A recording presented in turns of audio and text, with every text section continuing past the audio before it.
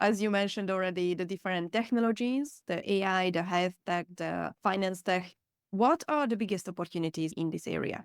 I would say, clearly there's tremendous opportunity, I think, but it's prudent for everyone to learn from what's happened. And I think that's valuations have come down dramatically, especially in the Series B to C. And a lot of companies that were financed at very high valuations into the teeth of the perhaps a bubble have either been forced to get new funding from their existing investors, or those existing investors get crammed down or perhaps zeroed. Welcome to the Smart Cities Council podcast and its special series with our global thought leaders. Smart Cities Council Global Thought Leadership Team is an exclusive group of subject matter experts driving policy and standards, setting industry trends, conducting research, and building and sharing knowledge to advance our mission. My name is Fanny Mellesh. I am the Global Thought Leader for Youth Engagement at the Smart Cities Council, and today I welcome Marty Teevan to the podcast, who is the Global Thought Leader for Capital Markets in North America. Marty Teevan brings 3 decades of expertise in global capital markets, excelling in leveraged and structured finance, private placements, and complex cross-asset and distressed special situations trading and investing.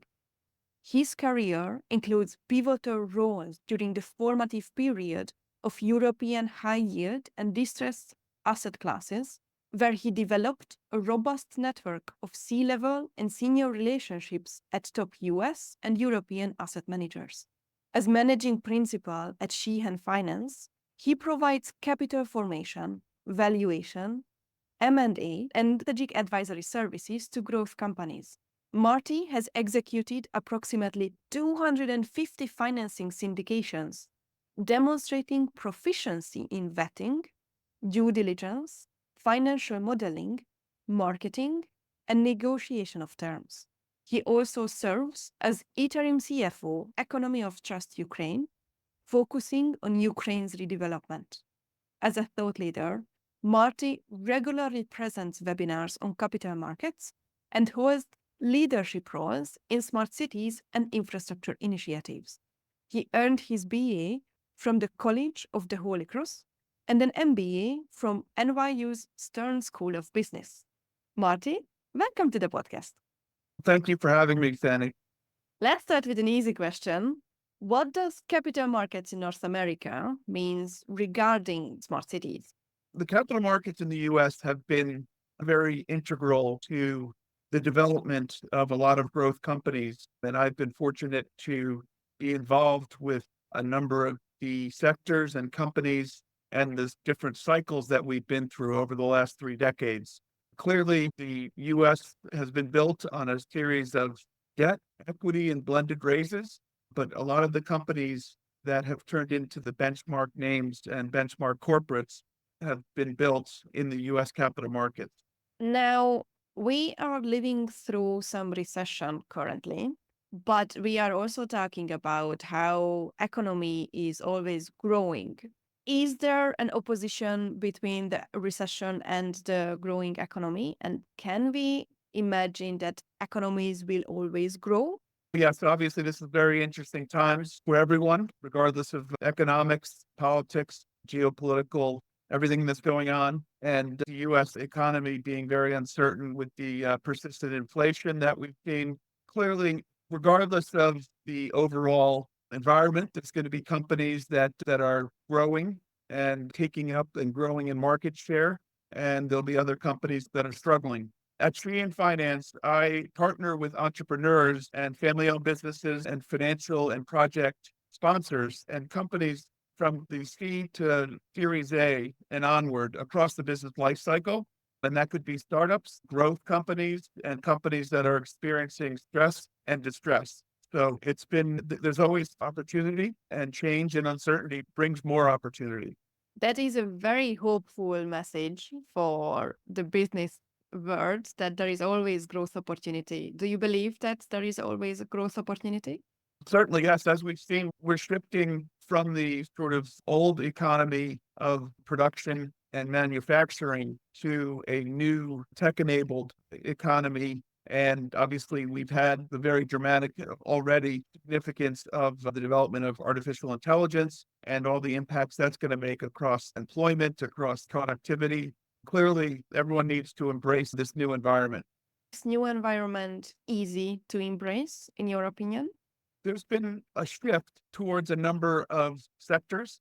And I mentioned artificial intelligence and certainly the big implications there.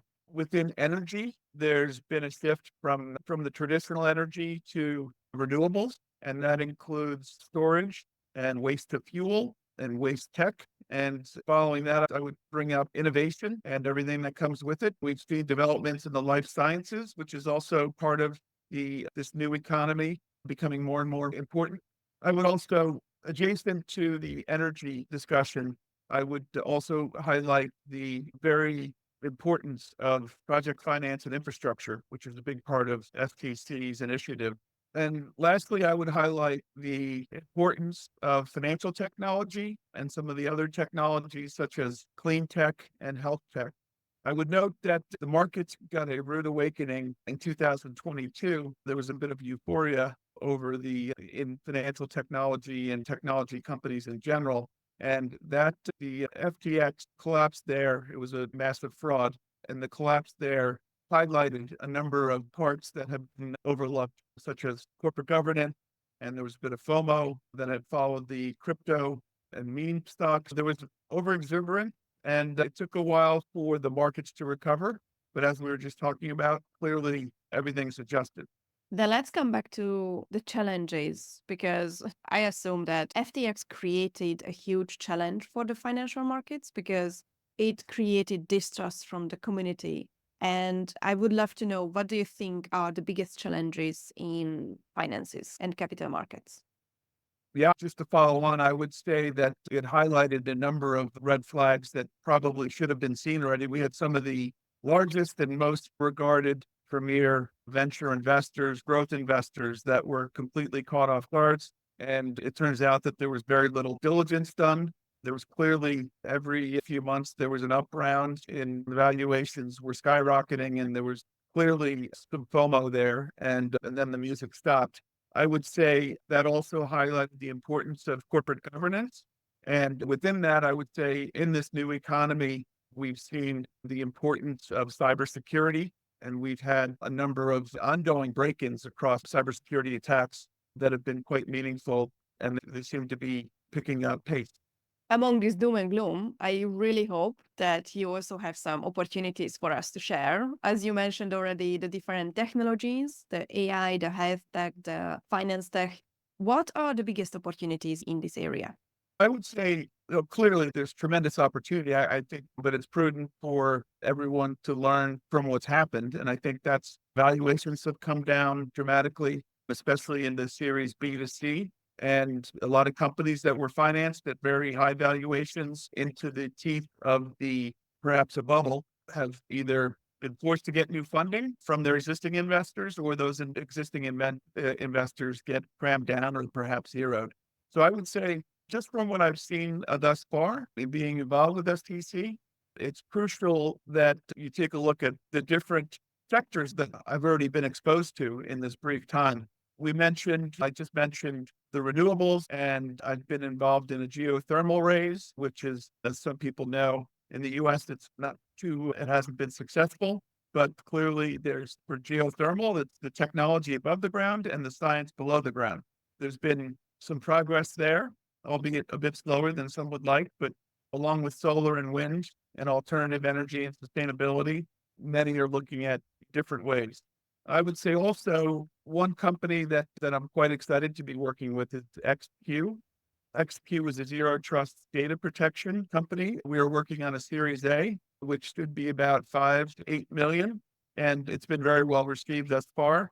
Obviously, as I mentioned, incredibly topical with the cyber attack across each of the verticals. They provide holistic security to the Department of Defense and aerospace, financials, that could be investors and exchanges and consumer products, credit card companies. And we've seen Experian suffer a significant attack. Healthcare, there was just an attack announced last week, which was quite dramatic. I believe there's 140 million people involved. And then obviously for corporates, protecting their information. So in this day and age, with the advance of technology, like we mentioned, and with the perhaps the increased geopolitical environment, they are very important. And it's quite an opportune and exciting time for them.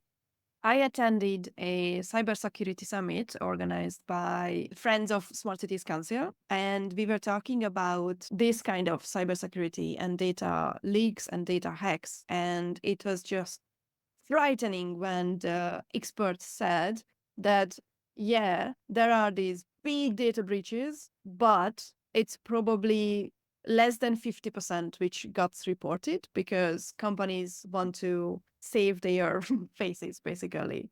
Yeah, the reputational risk is Mm, massive. One of the real highlights of XQ is that obviously with the increasing and dramatic increase and importance of artificial intelligence, everyone needs to know where their data is going. And this specifically is a big significant risk is the protection of where the data is going within countries or within the company itself. So that's very important. Before we move on, I would love to ask you to please let us know the journey of a startup from idea to whatever the end goal is, Right. because it's a very specialized area when you talk about seed funding and Series B and Series C. And it will be lovely to let us understand what you mean by these different steps. Sure. Yeah, obviously, that's a very integral and crucial topic. There's many ideas, and there are many ideas that come to fruition and other ideas that don't make it to where they're expected to go. One of the examples that I had during the fintech bubble, let's say, is there was a company that focused on exchanges and blockchain and quite a talented, incredibly talented leader. But we saw some of the telltale errors or red flags within that company that were apparent that they would have problems. I would say starting with there's only so many Elon Musks in the world. And so what I've seen is that the importance of being able to establish a solid management team that's complementary, that has the experience and the track record and the pedigree, and having a deep bench and having, in other words, an investor is not going to invest primarily in one person, although it could be, but that one person also should probably have a nice complementary team around him. And obviously, you want very experienced people in their different specializations to complement and to create the strongest management team.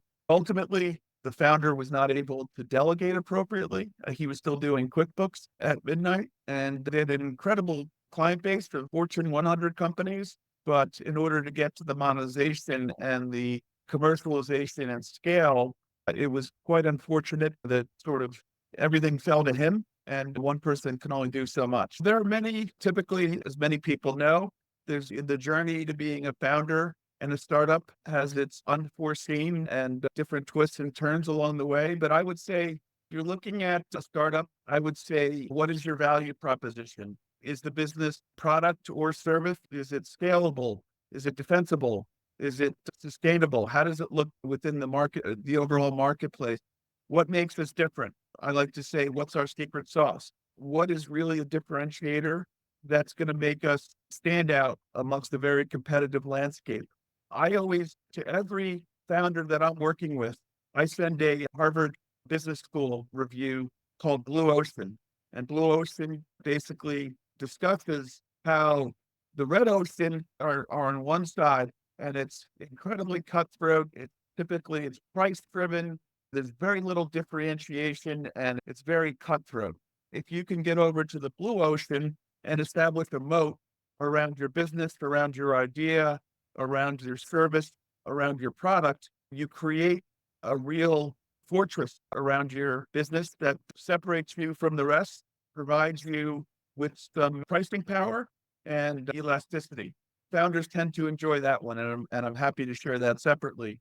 I would also say, what's the outlook for the development of the business and what that will take, the resources that will take from an employee and individual contributions to technology to funding. Funding is obviously incredibly important. But what's the necessary technology and processes that differentiate an idea from a company, right? And having a real keen understanding of the marketplace and the competitive landscape and what the competitors are doing and how you're going to be different, like we just alluded to. We mentioned the team is essential. Like I said, there's very few Elon Musks out there. Obviously, he's in a class of his own. But the important part is, can the management team execute? Can they take advantage of opportunities on a timely basis? Can they change, make, and adapt quickly to changes in technology and pricing in competitors? But being able to formulate a winning strategy is critical to a company's success. There's so much to be said about competitors and peers and partners, and most importantly, clients, and understanding the impacts of the marketplace and services as they change and evolve. But I would say the next part would be the financial forecast and the financial resources. And do you have realistic assumptions and a path to first commercialization or adoption, commercialization, and then scaling? And clearly that may take a lot sooner than one may think, but a lot of times it takes a lot longer to get there. Do you have the financial resources to be able to withstand that? We typically talk about hockey stick projection, whereby company has funding and gets the funding, but it needs to be able to increase its product, its market share, and grow into that new capital structure and seize the opportunity and market timing. As we just mentioned, I'm highlighting the traction and validation and getting paying customers. There's something to be said, obviously, for attracting free users and eyeballs, but will people pay for it? And what will they pay and understanding? And then obviously, as you alluded to in the very beginning, there's a deal on the transaction itself. And do the terms align with the investors? And are those the company founders and management versus the investors? Are those in sync? And I would also say we look for finding the right capital partner. Hopefully you're finding somebody a firm that is going to grow with you, that can provide strategic advice along the way, perhaps introduce customers and grow with you as your business grows. And obviously you want to consider exit strategies. What's the ultimate? Are you going to grow organically? Are you going to be the leader in a particular market, or do you hope to be taken out by a larger competitor, or do you just want to, grow organically? So there's a lot of variables mixed in there. I know I covered a lot, but yes, I think the realism is very important for the founding team. A lot of people have ideas, but as I mentioned, getting those fruition to commercialization to scaling is quite important. And I think the founders have to be realistic about getting to the market and being funded. What has been your journey in this area? Because you have been working for 3 decades, as we heard from the bio. Why are you working in this area? You're dating me there, Fanny. I really enjoy, as I mentioned, I've been involved with growth companies for that whole period, beginning in the US in the 1990s with the growth of US high yield or leverage finance. If you take a look at many of the leading companies within important sectors in the US, they were built on growth capital and in many cases, primarily bonds. That could be the hotel business. That could be the gaming. Las Vegas was built on the issuance of bonds. That's obviously energy and telecommunications. That's a big area there. So I enjoy working with entrepreneurs and also balancing that with the investor relationships that I've built over the years. And then I was fortunate to go to Europe at that time when the European high yield market was just starting in the early 2000s. And that was quite an interesting time for a new asset class, new investors in Europe becoming accustomed to the asset class and adopting it, and then transitioning back to the States.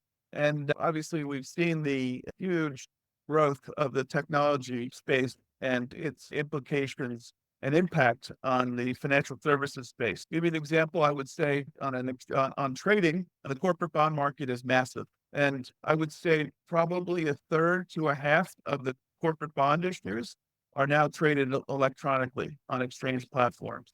It's created a lot of efficiencies, but there's also downside to that. Clearly, it's innovate and improve or get passed by. So I think a number of these sectors and the work that SEC is doing and putting together is quite impressive.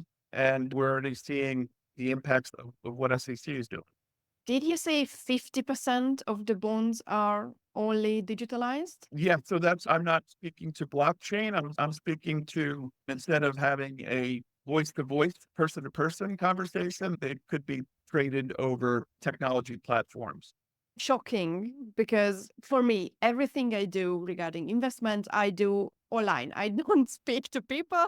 My decision, I'm doing it through a platform. Right. Is it normal that it's just 50% or it's a slow take up and it should be better ratio for being it more digital? Yeah, 30 to 50%. If you had told me that 10 or 15 years ago, I wouldn't believe you. But there's always going to be, like you just said, your generation, I would say, is likes to do everything online. You have preferences that other people, perhaps at my age, still that high touch person to person interaction. But I think that's indicative of many industries. Amazon has taken over the world as far as the shopping goes, and you could have something at the latest the next morning sitting on your doorstep. Clearly, there's been so much progress on so many fronts. I would say some of the downsides to it, you look at the entertainment and social media, clearly there's been some deeper problems that have risen as a result of the dependency on smartphones and social media. Marty, you have been very generous with your answers. What would you recommend for people who would like to know more about capital markets, where they start, how they would gain more information? Sure. I would say, given the access to technology, there's so much available online, so many different resources, whether it be a podcast or like this one, or resources, academic resources, journalistic journalism. And I think clearly there's resources like SDC and myself, and I'd be happy to help people with their journey and ideation of their commercialization, hopefully, and success. Thank you so much for your time. Do you have any closing comments or requests for the audience? I would say I've been very fortunate in a number of instances in my career. I think I've been able to have some strong mentors, which are always good, especially early in my career. And obviously the timing was very important in going over to Europe and being flexible enough to not only accept, but really identify the advantages of the technology platforms.